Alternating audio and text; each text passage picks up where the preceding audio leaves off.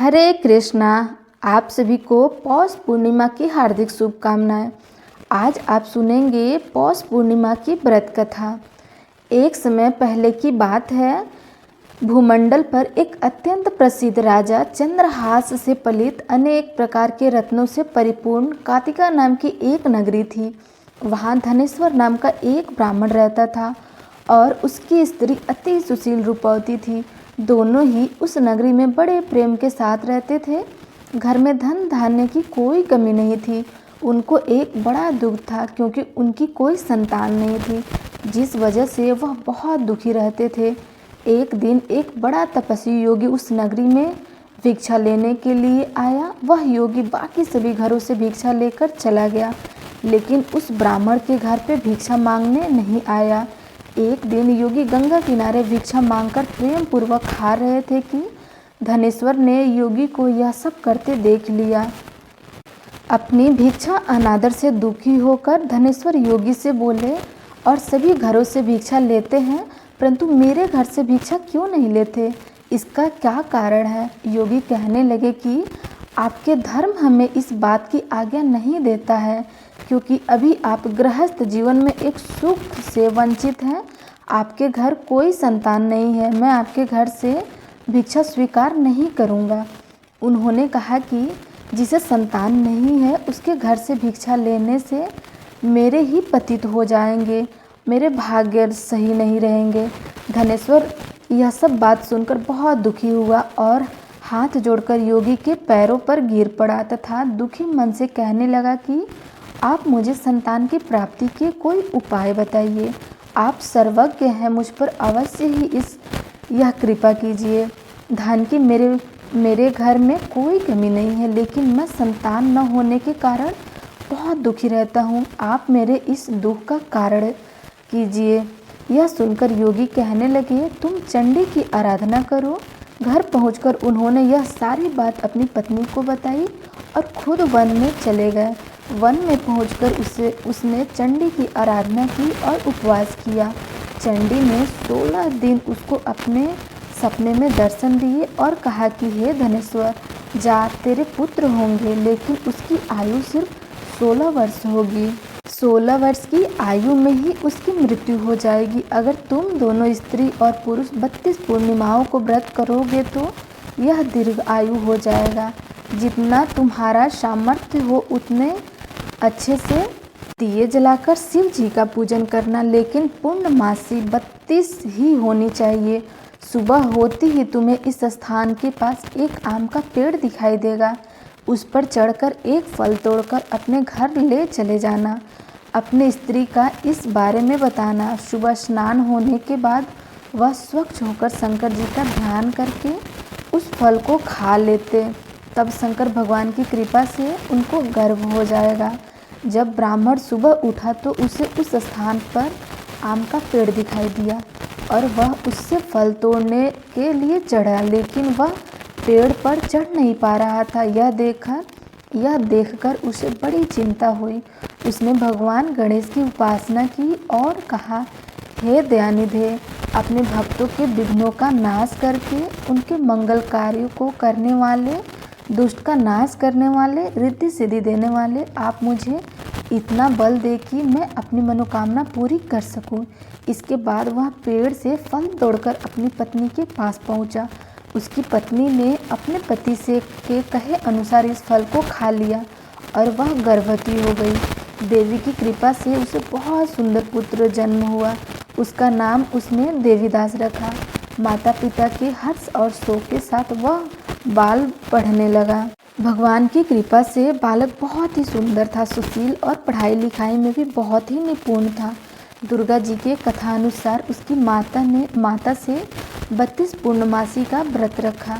जैसे ही 16 वर्ष लगा, दोनों पति पत्नी बहुत दुखी हुए, कहीं उनके पुत्र की मृत्यु न हो जाए। उन्होंने सोचा कि अगर उनके सामने यह सब हुआ तो वह कैसे देख पाएंगे। तभी उन्होंने देवीदास को मामा को बुलाया और 1 वर्ष के लिए देवीदास को काशी में पढ़ने के लिए भेज दिया। 1 वर्ष के बाद उसे वापस लेकर आ जाना। देवीदास अपने माता पिता के साथ एक घोड़े पर सवार होकर चल दिए। उसके मामा को भी यह बात पता नहीं था। दोनों पति पत्नी ने 32 पूर्णमासी का व्रत पूरा किया। दूसरी तरफ मामा और भांजा दोनों रात गुजारने के लिए रास्ते में एक गांव में रुक गए। उस दिन उस गांव में ब्राह्मण की कन्या का विवाह होने वाला था। जिस धर्मशाला में वर और बारात के बाकी लोग रुके हुए थे, उसी धर्मशाला में देवीदास और उनका मामा ठहरे हुए थे। उधर कन्या को तेल आदि चढ़ने के बाद जब लग्न का समय आया तो वर की तबीयत खराब हो गई। वर के पिता ने अपने परिवार वाले से विचार विमर्श करके कहा कि यह देवीदास मेरे पुत्र जैसा ही है, मैं इनके साथ लग्न करा दूंगा और बाद में बाकी सारे काम मेरे बेटे के साथ पूरा हो जाएगा। ऐसे कहने के बाद वर के पिता देवीदास को मांगने के लिए उसके मामा के पास गए और उन्हें सारी बात बताई। मामा ने कहा कि कन्यादान में जो कुछ भी मिलेगा वो हमें दे दिया जाए। वर के पिता ने बात स्वीकार कर ली। इसके बाद देवीदास का विवाह कन्या के साथ संपन्न हो गया। इसके बाद वह अपनी पत्नी के साथ भोजन न कर सका और मन में विचार करने लगा कि न जाने यह किसकी पत्नी होगी। यह सोचकर उसकी आंखों में आंसू आ गए। तब वधू ने पूछा कि क्या बात है, आप उदास क्यों हैं?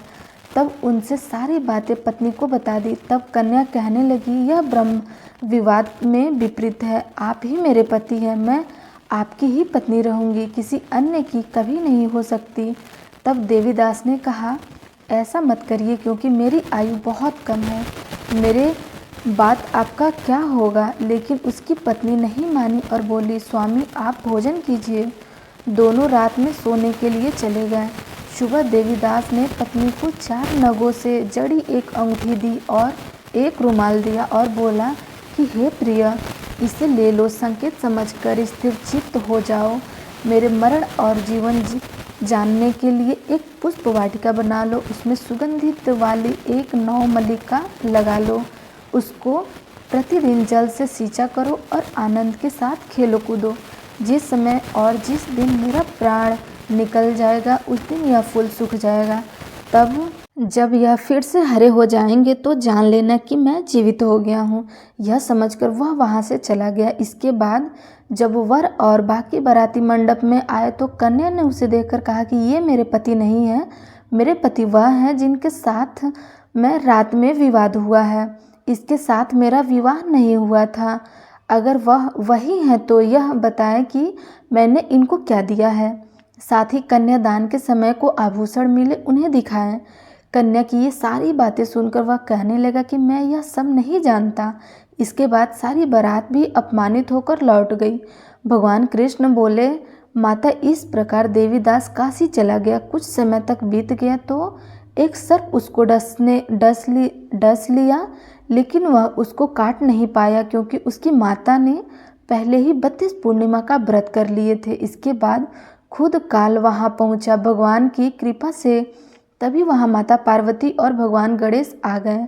देवीदास को मूर्छित दशा में देखकर माता पार्वती ने भगवान शिव से प्रार्थना की कि महाराज, इस बालक की माता ने पहले ही 32 पूर्णिमा के व्रत कर लिए हैं, आप इसको प्राण दान दे दें। भगवान शिव ने माता पार्वती के कहने पर उसे प्राण दान में दे दिया। उधर उसकी पत्नी उसके काल की प्रतीक्षा कर रही थी। उसकी पत्नी ने जाकर देखा कि पुष्प और पत्र दोनों ही नहीं है तो उसको बहुत आश्चर्य हुआ, और जब उसने देखा कि पुष्प वाटिका फिर से हरी हो गई है तो वह समझ गई कि उसका पति जिंदा हो गया है। इसके बाद वह बहुत ही प्रसन्न होकर अपने पिता से कहने लगे कि मेरे पति जीवित हैं, उनको ढूंढिए। जब 16 वर्ष व्यतीत हो गया तो देवीदास भी अपने मामा के साथ काशी चल दिए। इधर उसकी पत्नी के परिवार वाले उन्हें ढूंढने के लिए जा ही रहे थे कि उन्होंने देखा कि देवीदास और उनके मामा इधर ही आ रहे थे। उसको देखकर उसने ससुर बहुत प्रसन्न हुए और उसे अपने घर ले आए। वहाँ सारा वगैर इकट्ठा हो गया और कन्या ने भी उसे पहचान लिया। देवीदास ने इसके बाद अपनी पत्नी और मामा को लेकर वहाँ से चल दिए। उसके ससुर ने भी उन्हें बहुत ढेर सारा दहेज दिया। जब वह अपने घर की तरफ चल पड़ा तो उसके माता पिता को लोगों ने खबर दी कि तुम्हारा पुत्र देवीदास अपनी पत्नी और मामा के साथ आ रहे हैं।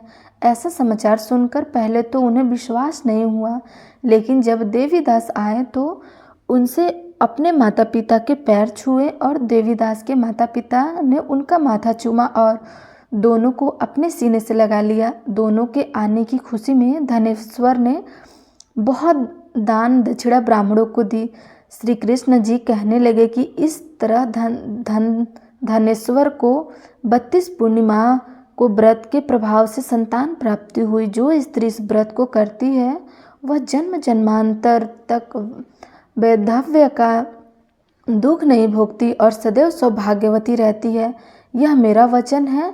यह व्रत संतान देने वाला और सभी मनोकामनाओं को पूर्ण करने वाला है।